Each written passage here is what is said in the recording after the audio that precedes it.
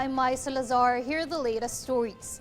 Vice President Leni Robredo urged local government units or LGUs to conduct house-to-house registration for their COVID-19 vaccination drive.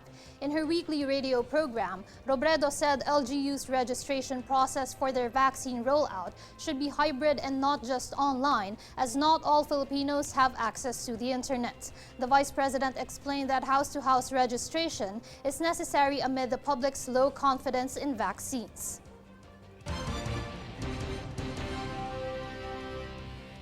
On another news, Filipino and American troops will be conducting a simulated close air support exercise at the Colonel Ernesto Ravina Air Base in Capas, Tarlac tomorrow, April 20.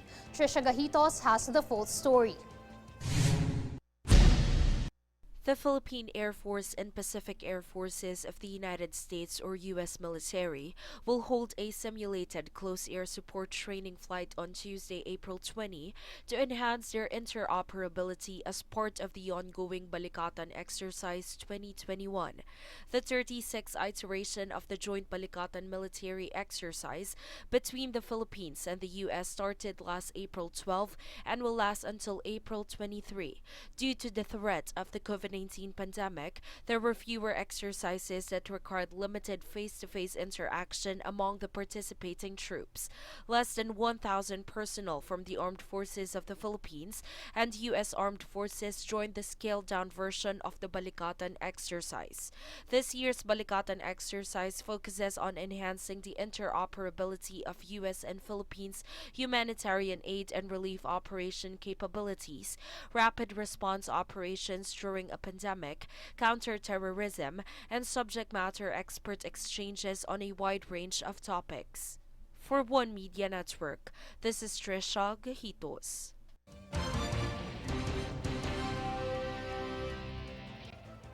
Sports update, HIDILYN DIAZ officially qualified for the 2020 Tokyo Olympics after her stint in the women's 55-kilogram events in the Asian Weightlifting Championships in Uzbekistan on Sunday.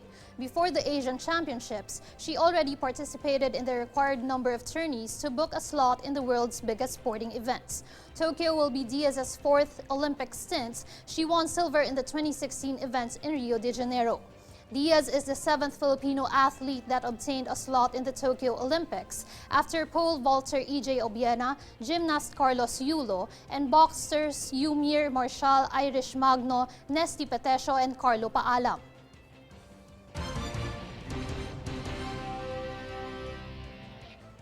We are your voice for change. We will keep on bringing updates and the latest stories. I'm Mai Salazar. Watch these stories on News Force. Here are today's headlines. Department of Labor and Employment hiring over 4,000 more contact tracers for Metro Manila.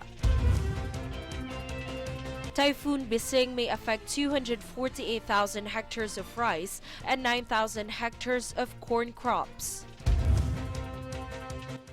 Philippine Red Cross sets up 9 field hospitals at Long Center of the Philippines.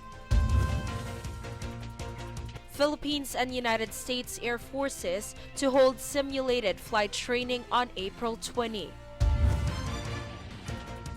Fuel prices to go up this week. U.S. mosque cap attendance during Ramadan due to COVID-19 pandemic. Fair and balanced news. Comprehensive reports that will take you to the heart of the action. This is News Force.